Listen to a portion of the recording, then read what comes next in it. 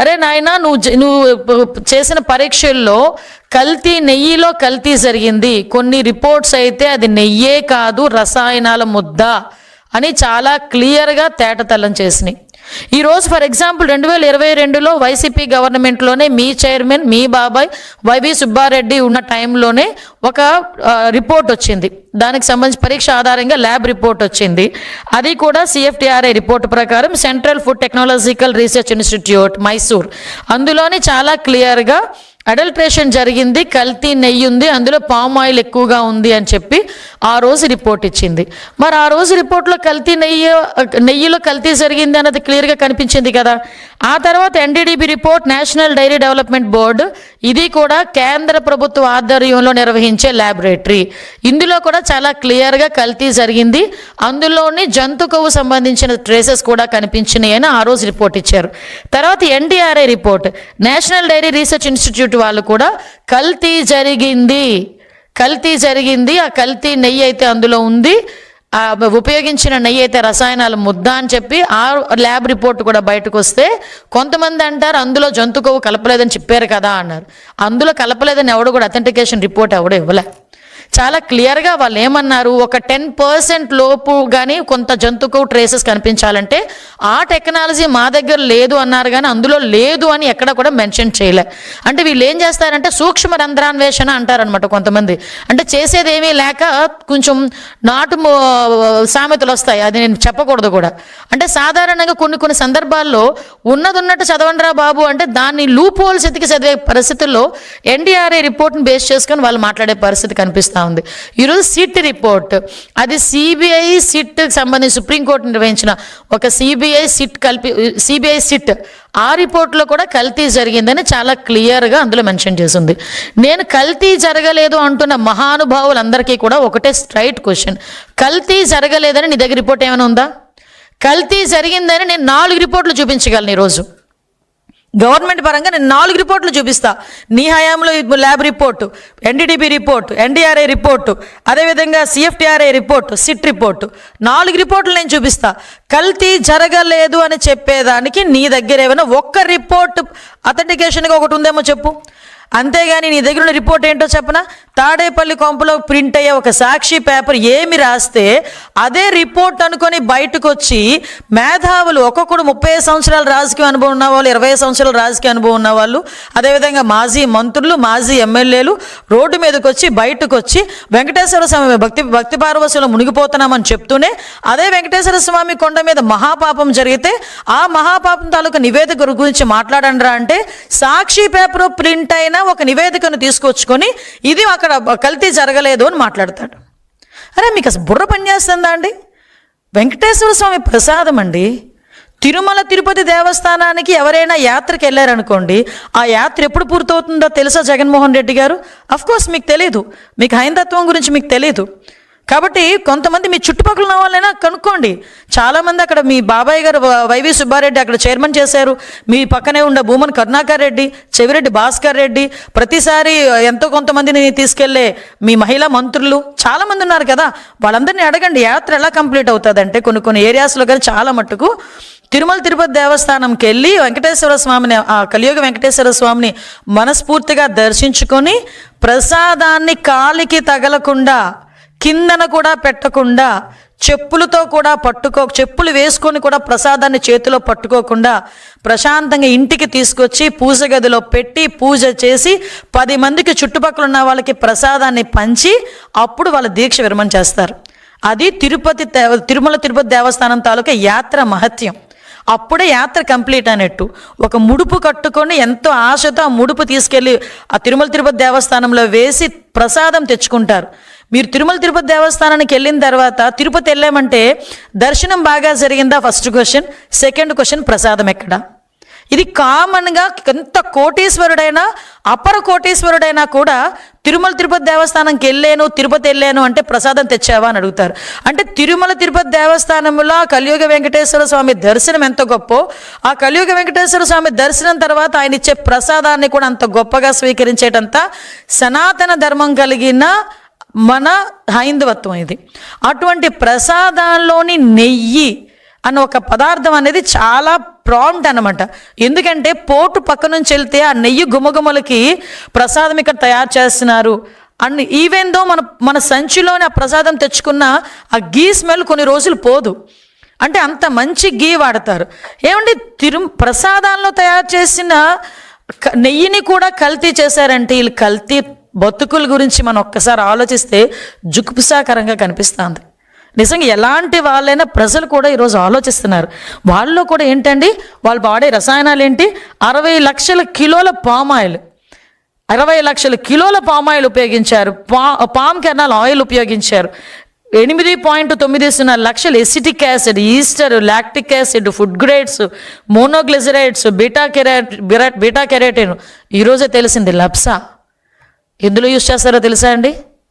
Bathroom క్లీనర్స్కి ఉపయోగించే ఒక కెమికల్ని దేవదేవుడికి పెట్టే ప్రసాదంలో కలిపి అలాంటి దాన్ని కూడా తీసుకొచ్చి ప్రజలకు అప్పచెప్పి వాళ్ళ మనోభావాలతోనే కాకుండా వాళ్ళ ఆరోగ్యాలతో కూడా ఆడుకున్నారంటే నిజంగా క్షమించాలా అని అడుగుతున్నాను. నేను ఈ క్వశ్చన్ క్షమించాలని అడుగుతున్న క్వశ్చన్ ప్రజలను అడుగుతున్నాను. ఇలాంటి వాళ్ళని క్షమించాలా? ఇంకా మన మధ్యలోని వీళ్ళు మనుషులుగా తిరిగే అర్హత ఉందా? వీళ్ళకి ఎంత మహాపాపానికి వడిగట్టారండి. ఇది మహాపాపం కాదా? అంటే ఇదంతా కూడా గీలా కనిపించడానికి, గీలా చిన్న స్మెల్ రావటానికి ఇన్ని కెమికల్స్ వాడారు. అంటే ఇక్కడ లప్సా గురించి మాట్లాడితే ఇందాక మనం చాలా మాధ్యమాల్లో కూడా చూసాం. అసలు ఆ లప్సా అనేది ఎందుకు కొనుగోలు చేశారు అంత క్వాంటిటీ ప్రకారం? చాలా వాటికి సమాధానం చెప్పాల్సి వస్తుంది. ఈరోజు కల్తీ జరగలేదన్న మహానుభావులందరూ కూడా. ఈరోజు అదేవిధంగా ఒకసారి చూస్తే ఇక్కడ అసలు నాకు ఇప్పటికీ కూడా అర్థం కాని ఒక లాజిక్ అనమాట. అంటే నేను సిట్ రిపోర్ట్ చూశాను. నెక్స్ట్ ఇంకొక విషయం చెప్పాలండి, దాని తర్వాత దీని దగ్గరికి వస్తా. కరెక్ట్గా ఇంకా సిట్ ఛార్జ్ షీట్ వస్తుంది అని, సిట్ రిపోర్ట్ వస్తుంది ఇంకో 4-5 రోజుల్లోనో లేకపోతే 2-3 రోజుల్లోనో అనేసరికి ప్రజల తాలూకా మైండ్ సెట్ని ప్రిపేర్ చేయడానికి ఒక అబద్ధపు మూక బయలుదేరింది. నేను ఆ రోజే అనుకున్న గ్యారంటీగా అందులో ఏదో ఉంది, అందుకే వీళ్ళు మొదలుపెట్టారు అని. 3 రోజుల ముందు నుంచి ఇంకా ప్రజలకు అథెంటికేషన్గా ఒక పేపర్ రాలే, ఏది రిపోర్ట్ రాలే. కానీ 3 రోజుల ముందు నుంచి ఇందులో జంతుకోలేదని సిబిఐ చెప్పింది, జంతుకోలేదని సిబిఐ చెప్పింది అంటే ప్రతి ఒక్కరు ఎలా ఆలోచించారంటే జంతుకోలేదా అంటే కల్తీ జరగలేదా? అది కాదు కదా, రిపోర్ట్ వచ్చిన తర్వాత చూసాం అందులో అడల్ట్రేషన్ జరిగింది, జంతు కొవ్వు ఉంది, 254 కోట్లు ఎవరి జేబులోకి వెళ్ళినాయి, ఇంత స్కామ్ జరిగింది. వైవి సుబ్బారెడ్డి తాలూకా పిఏనే ఇంచుమించుకు 4,50,00,000 రూపాయలు ట్రాన్సాక్షన్స్ అందులో కనిపించినాయి. ఇవన్నిటిని ఏమార్చడానికి ఒక రాక్షస మూకలాగా బయటకు వచ్చి ఒక జనాల్ని తప్పుడుదో పట్టించే విధంగా ఎగ్జాక్ట్లీ వాళ్ళ బాబాయ్ హత్య చేసినప్పుడు ఏ రకంగా మైండ్ గేమ్ ఆడాడు అదే సేమ్ మైండ్ గేమ్ 3 రోజుల ముందు నుంచి, అంటే ప్రభుత్వానికి సిట్ రిపోర్ట్ పంపిస్తారన్న 3 రోజుల ముందు నుంచి యాస్టీస్ పాట పాడడం మొదలుపెట్టారు. అంటే ప్రజలను ట్యూన్ చేయడం మొదలుపెట్టారు. ప్రజలేమి ఎర్రివాళ్ళు కాదబ్బా, ప్రజలు చదువుకున్నారు. వాళ్ళకి దేవదేవుడు కలియుగ వెంకటేశ్వర స్వామి మీద ఒక భక్తిభావం ఉంది. నేను నిజంగా ఒక మాట చెప్పాలబ్బా, ఎందుకంటే ఇన్ని రోజులు కల్తీ జరిగిన తర్వాత ఇన్ని రోజులకి బయటకు వచ్చిందంటే అది నిజంగా నాకు తెలిసి వెంకటేశ్వర స్వామి బయటకు చెప్పించారేమో. నిజంగా వెంకటేశ్వర స్వామిని నమ్మిన వ్యక్తిగా నేను మాట చెప్పాలి. ఎందుకంటే వెంకటేశ్వర స్వామి బతికించిన జీవితాన్ని ఇచ్చిన చంద్రబాబు నాయుడు గారు ఒకనొక టైంలో ఆయన అన్ని ల్యాండ్ లైన్స్ పేలినా కూడా బయటకు వచ్చి ఆయన బతికి బయటకు వచ్చి ఈరోజు అతని సేవ చేసుకుంటా ఉంటే ఆ దేవదేవుడు సేవ చేసుకుంటున్నారు ఆయన. అటువంటి ఆ వ్యక్తి నోట్లోంచి బయటకు వచ్చింది.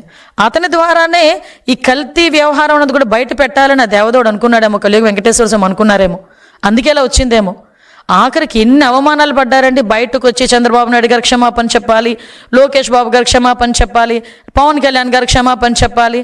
అసలు క్షమాపణ కాదు, క్షమాపణే లేని పనిష్మెంట్ ఏదైనా ఉంది అనుకుంటే మీకు ఇవ్వాలి ఇప్పుడు.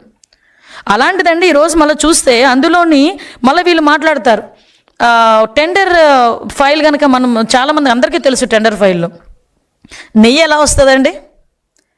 పాలుంటే నెయ్యి వస్తుంది, అంతే కదా. పాలే అవసరం లేదంట.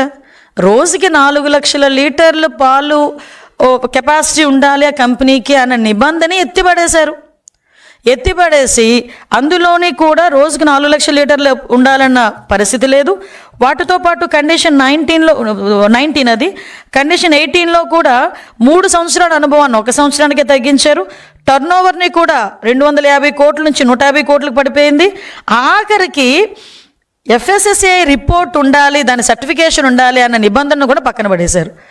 ఎవరి గురించి, ఎందు గురించి, ఎవరి జేబులు నింపడం గురించి, ఎవరి కళ్ళల్లో ఆనందం చూడడం గురించి, ఎవరిని మోసం చేయడం గురించి. పాలే లేకుండా నెయ్యి ఎలా వస్తుంది? అది చిన్న పిల్లోడిని అడిగినా చెప్తాడు. ఎలా వస్తుంది? నాకు తెలిసి ప్రపంచంలోని ఏ టెక్నాలజీ కూడా పాలు లేకుండా నెయ్యిని తీసుకొచ్చిన టెక్నాలజీ, ఎంత టెక్నాలజీ పెరిగినా ఆ టెక్నాలజీ అయితే రాదు, రాబోదు, రాలేదు. కానీ ఇలాంటి టెక్నాలజీ ఏవైనా, నేను ఇందాక చెప్పాను కదా, ఈ KBR బోర్డులో ఏమైనా తాడేపల్లిలో ఉందేమో ఒకసారి చూడాలి. తాడేపల్లి ఏమైనా కొత్త ఫార్ములా ఏమైనా మొదలు పెట్టారేమో, పాలు లేకుండా నెయ్యి తయారు చేసే ఫార్ములా మొదలు పెట్టారు కదా, పామ్ ఆయిల్తో మొదలు పెట్టారు కదా. ఇలా తీసుకొచ్చిన పరిస్థితి కనిపించింది. ఆఖరికండి 2022లో ఒకటి నిబంధన ఉంటుంది, బీటా సిస్టోస్టిరోల్ టెస్ట్ ఒకటి ఉంటుంది. ఆ టెస్ట్ చేయాలి కంపల్సరీ. ఎవరైతే సరఫరా చేస్తున్నారో నెయ్యిని, ఆ టెస్ట్ కంపల్సరీ వాళ్ళకు ఉండాలి. ఆ టెస్ట్ నిబంధనని కూడా సడలించేశారు. ధర్మారెడ్డి గారే పెడతారు, ధర్మారెడ్డి గారే తీశారు. ఎందుకోసం తీశారో తెలియదు, ఎవరి కోసం తీశారో తెలియదు, ఎంత దానికి ఖరీదు చేశారో కూడా తెలియదు, ఎవరు జేబులు నింపడానికి చేశారో కూడా తెలియదు. ఎందుకు చేశారని అడిగితే దానికి సమాధానం లేదు. ఈరోజు ఆఖరికి లాస్ట్ అండ్ ఫైనల్గా ఈ మహాపాపాన్ని తల చుట్టుకుంటుంది అనుకున్నాడో ఏంటో తెలియదు, కానీ ఈ వైవి సుబ్బారెడ్డి ఎక్స్ చైర్మన్ జగన్మోహన్ రెడ్డి తాలూకా వాళ్ళ బాబాయ్ ఈ రకంగా ఈరోజు మాట్లాడుతున్నారు. ఈరోజు ఒకసారి వినండి ఒక interview. I agree that they have submitted in their report that ghee is adulterated, and they have also mentioned adulterated ghee supplied because of so many people's involvement and some officers involvement, some third persons involvement in the, all those people were named and short sheeted also. Ghee is adulterated with some palm oil, some canola oil, some other items, whatever it is that is found in the CBI SIT report that has been mentioned there. విన్నారు కదండి, నిన్నటి వరకు కల్తీ జరగలేదు, కల్తీ జరగలేదు, కల్తీ జరగలేదు అనుకునే పెద్ద మనుషులందరూ ఇప్పుడు ఏం సమాధానం చెప్తారు? అంటే అడల్ట్రేషన్ జరిగిందట, కల్తీ జరిగిందంట, అందులో పామ్ ఆయిల్ ఉందంట, అందులోని పామ్ కెనల్ ఆయిల్ ఉందంట, అన్నీ ఉన్నాయని ఆయన ఒప్పుకుంటున్నాడు, ఛార్జ్షీట్లు ఉందని ఒప్పుకుంటున్నారు. కానీ ఆఫీసర్స్ అందరూ చేశారు, థర్డ్ పర్సన్స్ చేశారని చెప్తున్నారు. మరి ఈయన తాలూకా సిగ్నేచర్ ఉండక్కర్లేదా? పర్చేస్ కమిటీ ఎవరి ఆధ్వర్యంలో ఉంటుందని పర్చేస్ చేస్తుందండి? పర్చేస్ కమిటీ చైర్మన్ ఆధ్వర్యంలో కూర్చోదా? 2022లోనే అడల్ట్రేషన్ జరిగిందని రిపోర్ట్ ఇచ్చినప్పుడు చైర్మన్గా ఆయన ఏం చేశాడు? ఆ రోజు ఎందుకు దాని మీద చర్య తీసుకోలేదు? ఇలాంటి వాళ్ళని ఏం చేయాలి? ఇలాంటి వారు ఎవరికి సమాధానం చెప్పాలి? ఈరోజు ఏదో బయటకు వచ్చి చాలా ఏమీ జరగలేదన్నట్టుగా లైట్గా మాట్లాడి వెళ్ళిపోతే దానికి సమాధానం ఎవరు చెప్తారు ఈరోజు? అంటే ఏంటి హైందత్వం మీద మీకున్న కోపం ఏంటి? దేనికి హైందత్వం మీద మీకున్న కోపం? అంటే ఒక ధర్మాన్ని పాటిస్తున్న, ఒక సనాతన ధర్మాన్ని పాటిస్తూ, ధర్మాన్ని నడిపిస్తూ, ఒక అందరికీ నమ్మకమైన ఒక కలియుగ వెంకటేశ్వర స్వామి తాలూకా అంటే ప్రసాదాన్ని రసాయనాలతో తయారు చేసి ప్రజల ప్రాణాల మీదకి, ప్రజల సెంటిమెంట్తో ఆడుకున్న వాళ్ళకి మిగతావి కల్తీ చేయడం ఎంత ఈజీ అవుతుందండి? అంటే ఇప్పుడు 5 సంవత్సరాలు ఒక్కసారి మేము వెనక్కి వాళ్ళ 5 సంవత్సరాల పరిపాలనలో ఏ ఒక్క చిన్నది పార్ట్ తీసినా అందులో కల్తీ ఉంటుంది గ్యారెంటీగాను. అందుకే అన్నాం కల్తీ బతుకులు, కల్తీ మనుషులని. ఈరోజు అలాంటి వాటిలన్నింటినీ మేము అడుగుతుంటే తిరిగి మా మీద ఎదురుదాడి చేస్తూ ఎవడెవడనో పంపించడం, వాడి చేతేమో చంద్రబాబు నాయుడు గారిని, లోకేష్ బాబు గారిని, పవన్ కళ్యాణ్ గారిని తిట్టిస్తే తిరిగి మేము ఏదైనా వాళ్ళని ట్రాఫిక్ అబ్స్ట్రక్ట్ చేసినా ఏదైనా చేసినా మేము కేసులు పెడితే ఆ కేసుల నేపథ్యంలో పరామర్శిస్తున్నానని చెప్పి ఒక 20 కిలోమీటర్లకి 30 కిలోమీటర్లకి కూడా 6 గంటలు 7 గంటలు ట్రాఫిక్ జామ్ చేయటం ఏంటండి ఇది? అంటే ప్రజలు చూడట్లేదు, ప్రజలు గమనించట్లేదు అనుకుంటున్నారా? లేకపోతే మీ సాక్షి మీడియా ఎలివేషన్స్కి ప్రజలు పడిపోతున్నారు అనుకుంటున్నారా? ఒకటి మాత్రం నిజమండి, ఎవరితోనైనా పెట్టుకోవచ్చు కానీ వెంకటేశ్వర స్వామి మాత్రం పెట్టుకోకూడదు. అది చాలా సందర్భాల్లో వాళ్ళ కుటుంబాల్లో కూడా రుజువైన సంగతి నేను ఈ సందర్భంగా గుర్తు చేస్తున్నా. ఎందుకంటే ఎంతో సెంటిమెంట్ కలిగి సాధారణంగా ఏ దేవుడినైనా ఏ దేవుడి గురించి అయినా మాట్లాడినప్పుడు, మామూలుగా మాట్లాడినా వెంకటేశ్వర స్వామి గురించి మాట్లాడినప్పుడు నిజంగా ఆ దేవదేవుడు అక్కడ వెలుసున్నాడు, అక్కడ మనల్ని చూస్తున్నాడు, మన కోరికలు తీరుస్తున్నాడు అన్న భావన కలుగుతుంది. నేను నిన్ననే నా కాన్షియన్స్లో చాగంటి కోటేశ్వరరావు గారి ప్రవచనం ఉప్మాక వెంకన్న ఆలయంలో పెట్టా. ఆయన అన్నారు, ఆయన ఒక శిల కాదమ్మా, ఆయన అక్కడ మనిషి, ఆ దేవుడు మనిషి రూపంలో ఉన్న దేవుడు వెంకటేశ్వర స్వామి అని అంత నమ్మే ప్రజల మధ్యలోని అతనికి పెట్టే నైవేద్యం పెట్టే ప్రసాదాన్ని, లడ్డూ ప్రసాదాన్ని ఇంకో అపచారం ఏంటో చెప్పనా, అయోధ్యకి కూడా ఆలడ్డునే పంపించారండి బాబు. ఇదొక అపచారం అంటే అదొక మహా అపచారం. వీళ్ళని ఏమి చేస్తే వాళ్ళ పాపం పరిహారం అవుతుంది, వీళ్ళు ఏమి అంటే వచ్చి లెంపలేసుకున్నా కూడా వాళ్ళ పాపం పోదు. నేను ఒకటే అంటున్నా, బయటకు వచ్చి ఇలాంటి పిచ్చి పిచ్చి పేలాపనలు తిరిగి చంద్రబాబు నాయుడు గారు సీఎం గారి మీద, డిప్యూటీ సీఎం గారి మీద, లోకేష్ బాబు గారి మీద తిరిగి మీరు ఇలాంటి ప్రచారాలు చేస్తారు అని అంటే కనుక ఈసారి చూస్తూ ఊరుకునే ప్రసక్తి లేదు. కంపల్సరీగా ప్రజల్లో ఒక చర్చ జరగాలి, ప్రజల్లో ఒక అవేర్నెస్ రావాలి. ఇలాంటి మనుషులన మనం ఈరోజు లాస్ట్ 5 సంవత్సరాలు భరించాము అన్న దృక్పథం కూడా ప్రజల్లోకి రావాలి. ఇలాంటి వాళ్ళని ఎట్టి పరిస్థితుల్లోని తిరిగి కనీసం రాజకీయాల వైపు చూడకుండా చేసే బాధ్యత కూడా ప్రజలు తీసుకోవాలి. నేను ప్రజలను అప్పీల్ చేస్తున్నా, రాజకీయాలు ఉంటాయి పోతాయి ఇవన్నీ పక్కన పెడితే ఈరోజు మన మనోభావాలు, ప్రజల మనోభావాలు, హైందవ మనోభావాలు, అన్ని కులాలకు సంబంధించిన మనోభావాలు నిలబెట్టుకోవాల్సిన అవసరం ప్రజలకు మన మీదే ఉంది, మన మీదే ఆ బాధ్యత ఉంది. దాన్ని ప్రజలందరూ కూడా గమనించాల్సిందిగా కోరుకుంటూ సెలవు తీసుకుంటున్నాను.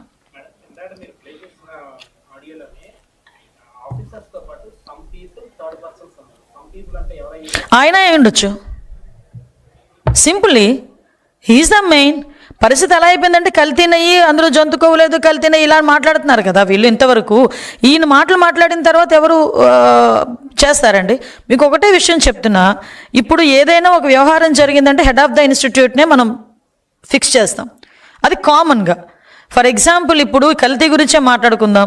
ఎక్కడైనా కల్తీ వస్తువులు, నిత్యావసర వస్తువులు దొరుకుతున్నాయి అనుకోండి, అందులో ఉన్న వర్కర్ మీద, అందులో ఉన్న వాళ్ళ మీద పెట్టాడు. ఆ షాప్ ఎవరిదో చూస్తాడు, ఆ ఓనర్ మీద పెడతాడు ఎవడైనా కేసు వెళ్ళి, అంతే కదా. అలాంటిది ఈరోజు అంత పెద్ద దేవస్థానం కొన్ని వేల కోట్లు భక్తులు ఇచ్చిన సొమ్ముతో దేవదేవుని కొలుస్తున్నాము, దేవదేవుని సేవ చేసుకుంటున్నాము, ఆ ప్రసాదాలు తయారు చేస్తున్నాము. అలాంటి వ్యవహారంలో పర్చేస్ కమిటీలో వన్ ఆఫ్ ద చైర్మన్ అయినా ఇతను YV Subbareddy, some persons, some third persons అంటే హూ ఇస్ దట్ పర్సన్స్? అసలు మెయిన్ పర్సన్ ఆయనే కదా. వాళ్ళ పిఏది ఆల్రెడీ ఛార్జ్షీట్లో ఉందని చెప్పి ఆయన చెప్పుకుంటున్నాడు కదా కొంతమంది ఉన్నారు అని.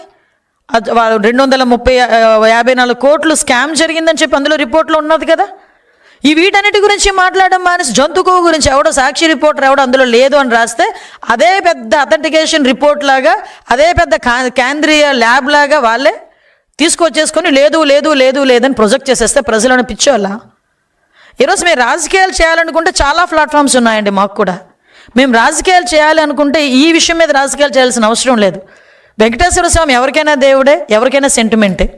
మేము తప్పుడు ప్రచారాలు చేయాల్సిన అవసరం లేదు, తప్పుడు ఆధారాలు సృష్టించాల్సిన అవసరం లేదు, తప్పుడు మాట్లాడాల్సిన అవసరం అంతకన్నా లేదు మాకు. ఈరోజు అలా మాట్లాడి ఈరోజు ఇలా పనులు చేసి 151 నుంచి 11 పడిపోయారు. ఇంకా ఇంకా దిగజారిపోతే ఏమో ఆ దేవదేవుడు స్క్రిప్ట్ రాసేయడం ఇంకా దిగజారిపోవాలని వాళ్ళు, మనం ఏం చేయగలం?